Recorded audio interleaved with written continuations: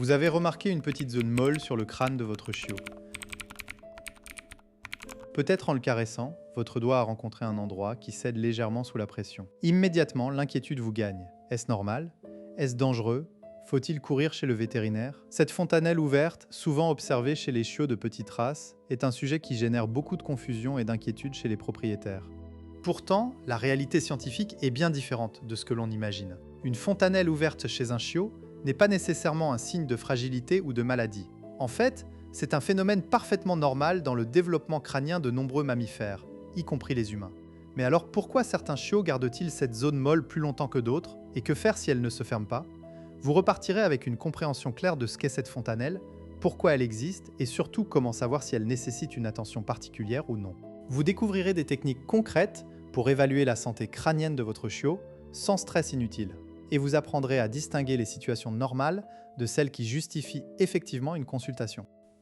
Un mythe très répandu veut qu'une fontanelle ouverte soit synonyme de fragilité extrême, voire de malformation nécessitant une intervention chirurgicale. Certains éleveurs affirment même que les chiots avec une fontanelle ouverte ne devraient jamais être adoptés. Cette croyance, bien qu'intentionnée, est largement infondée. En réalité, la fontanelle, aussi appelée bregma, est une zone membraneuse située à la jonction des os du crâne. Chez les très jeunes chiots, elle est normale et permet la croissance du cerveau et du crâne. Mais d'où vient cette peur? Elle provient probablement d'une confusion avec des conditions pathologiques rares, comme l'hydrocéphalie, où une pression anormale s'accumule dans le crâne. Dans ce cas, la fontanelle peut être bombée ou anormalement large. Cependant, la majorité des chiots avec une fontanelle ouverte n'ont aucun problème. Le problème est que, sans information scientifique, les propriétaires peuvent paniquer et prendre des décisions irréfléchies, comme éviter toute stimulation, ou au contraire, solliciter des examens invasifs inutiles. Le mécanisme sous-jacent est simple et fascinant. Chez les chiots, le crâne n'est pas encore complètement soudé. Cela permet au cerveau de se développer sans être comprimé. Chez les humains, les fontanelles se ferment généralement vers l'âge de 18 mois. Chez les chiens, le processus varie considérablement selon la race et la taille. Les petites races, comme les chihuahuas, les Yorkshire Terriers ou les caniches nains, ont souvent une fontanelle qui persiste plus longtemps, parfois jusqu'à l'âge adulte sans aucune conséquence. Une étude menée par le Dr. Stanley Coren, source Coren 2004, The Intelligence of Dogs, a montré que la taille du crâne et la race sont des facteurs prédictifs majeurs de la fermeture tardive des fontanelles.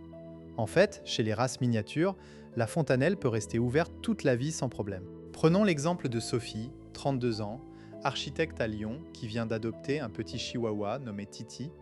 Un soir, en le caressant, elle sent une zone molle sur son crâne. Paniquée, elle cherche sur Internet et tombe sur des forums alarmistes. Elle envisage déjà une chirurgie. Mais un ami vétérinaire lui explique que c'est normal chez les chiots chihuahua. Sophie, rassurée, décide d'observer pendant quelques semaines. Elle remarque que Titi se développe normalement. Il court, joue, apprend les ordres de base et sa fontanelle reste souple mais stable. À 6 mois, elle consulte son vétérinaire qui confirme qu'il n'y a aucun signe d'hydrocéphalie ou d'anomalie. La fontanelle finira par se fermer d'elle-même ou restera bénigne. Mais imaginons maintenant le cas contraire. Julien, 45 ans, commercial à Toulouse, a un chiot bulldog français nommé Max. Lui aussi remarque une fontanelle ouverte, mais associée à des symptômes inquiétants. Max a des convulsions, semble désorienté, et sa fontanelle est bombée et chaude au toucher. Julien consulte immédiatement. Le diagnostic tombe, hydrocéphalie. Heureusement, un traitement rapide permet de gérer la pression. Ce contraste montre bien que le contexte est crucial. Dans le premier cas, une fontanelle ouverte isolée est bénigne. Dans le second, elle est un signe d'alerte parmi d'autres. Alors, comment faire la différence? Voici les clés. D'abord, palpez doucement la zone. Une fontanelle normale est légèrement dépressible, non bombée, et la peau n'est ni chaude ni rouge. Ensuite, observez le comportement du chiot. S'il mange, boit, joue et dort normalement, il y a de fortes chances que tout aille bien. Enfin, renseignez-vous sur la race. Les petites races sont plus sujettes aux fontanelles persistantes. Si vous avez un doute, n'hésitez pas à consulter un vétérinaire, mais sans paniquer. Les conséquences de la méconnaissance de ce phénomène peuvent être néfastes. Certains propriétaires, par peur, surprotègent leurs chiots au point de limiter ses activités, ce qui nuit à son développement social et moteur. A l'inverse, ceux qui ignorent totalement le problème peuvent passer à côté d'un signe précoce de pathologie grave.